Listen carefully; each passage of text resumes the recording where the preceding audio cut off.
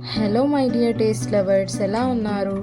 పాలకూర నచ్చని వాళ్ళు, ఇష్టపడని వాళ్ళు చాలానే ఉంటారు నాలాగా. కానీ ఇలా రైస్ చేసుకున్నప్పుడు నిజంగానే చాలా బాగుంది అనిపించింది.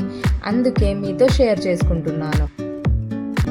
ఇంకో విషయం, లంచ్ బాక్స్కి కూడా ఇది ఒక పర్ఫెక్ట్ రెసిపీ అండి. పాలకూరని చక్కగా వాష్ చేసి చిన్నగా కట్ చేసేసుకోండి. కట్ చేసుకున్న పాలకూర, కొంచెం వెల్లుల్లిపాయలు అండ్ కొత్తిమీర, కొంచెం వాటర్ వేసి పేస్ట్ లాగా గ్రైండ్ చేసేసుకోండి. ఇప్పుడు ఒక కడాయిలో ఆవాలు, జీలకర్ర వేసి చిట్లనివ్వండి. కరివేపాకు వేసి ఒక 10 సెకండ్స్ ఆగి కట్ చేసుకున్న పచ్చిమిరపకాయలు వేసుకోండి.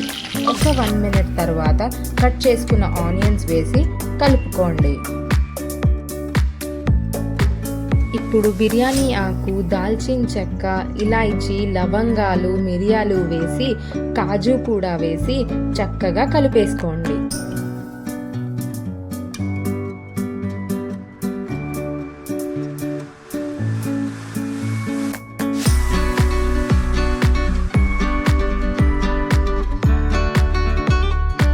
ఇప్పుడు క్యూబ్స్లా కట్ చేసుకున్న ఆలు అండ్ క్యాప్సికమ్ ముక్కలు వేసేసుకోండి.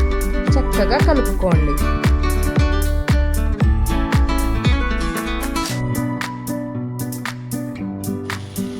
ఇప్పుడు కాసేపు కుక్ అవ్వనివ్వండి. ఇప్పుడు ఇందులోకి పాలకూర పేస్ట్ చేసి పెట్టుకున్నాం కదా, అది వేసి చక్కగా కలిపేసుకోండి.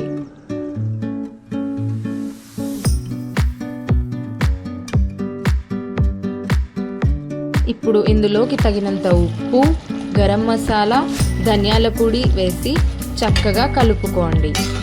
ముందుగానే నానబెట్టుకున్న 1.5 కప్ రైస్ని ఇందులో వేసి కలుపుకొని ఒక కప్ ఆఫ్ రైస్కి 2 కప్స్ ఆఫ్ వాటర్ వేసుకొని చక్కగా కలిపేసుకోండి.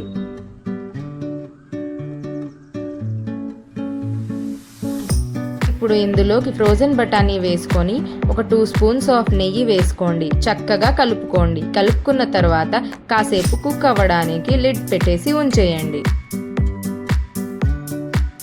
కాసేపు అయిన తర్వాత లిడ్ ఓపెన్ చేసి కొంచెం కొత్తిమీర జల్లుకొని ఇంకొంచెం సేపు కుక్ అవ్వడానికి లిడ్ క్లోజ్ చేసి పెట్టేయండి.